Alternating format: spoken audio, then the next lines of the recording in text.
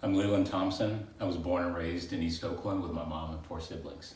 I'm Debra Israel. I grew up on the East Coast with my mom and dad and 2 brothers, and I moved to Oakland when I was 14 with my mom. Our shared Oakland journey begins in 1978 at Oakland High School. In second semester 10th grade English class, there was a discussion going on, and I heard a voice in the back, turned around to see who was that talking, and it was Debra, and I thought, I want to get to know her. So the way we got to know each other is we would go sit out in front of the school at the bus stop on Park Boulevard, and we would just talk for hours, sometimes about philosophy, religion, politics, and poetry. Yeah, and we also talked about what type of parents we would be, not knowing that we would be parents together down the road.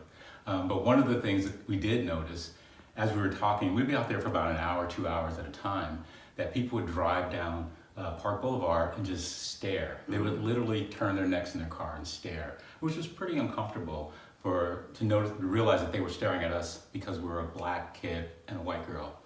So then later the next summer, we got together and I came over to visit you. Yes, and I met her mom, and then later on that summer, she came over to meet my mom, and I'll let you tell that story. Yeah, so I walk in the door and Leland's mom, Dot, says, Leland never invites any friends over, and when he does, he invites you, so I don't understand how that happened. Like, okay.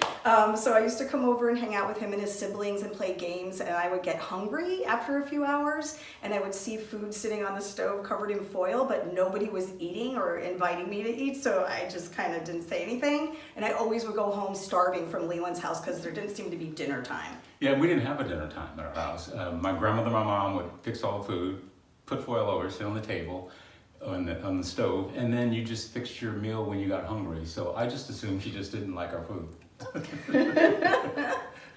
And then, fast forward 2 years later, we went to our senior ball. We have our senior ball picture here.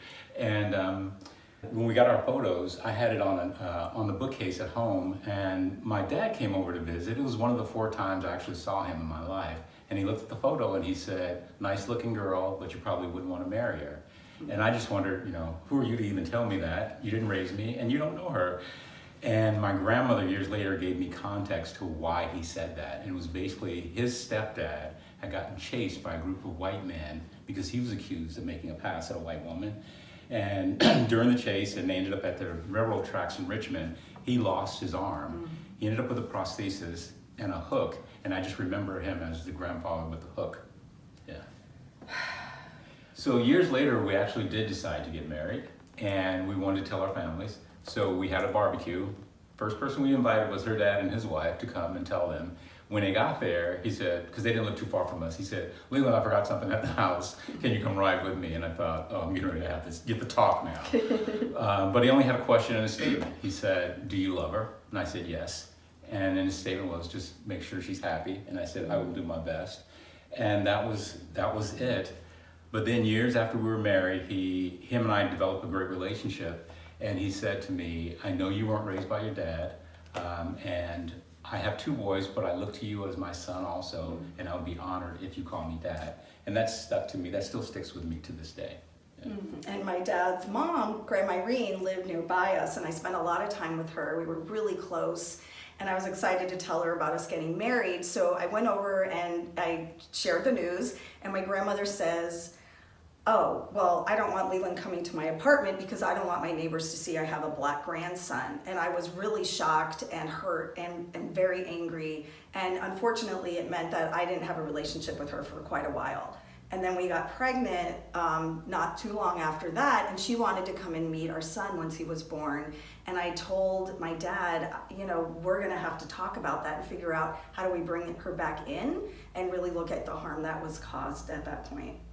And I always wondered, what makes somebody flip that switch? When does that happen? But at the same time, I was very happy that it happened. I was glad because Daddy got her grandmother back, and my son Brian was able to know and get to meet his great-grandmother. So that just made me happy. Yeah, and so now it kind of feels like sometimes we're still sitting at that bus stop and we're just seeing and being seen with a different lens, where we're recognized and acknowledged as a part of the larger Oakland community. And thank you.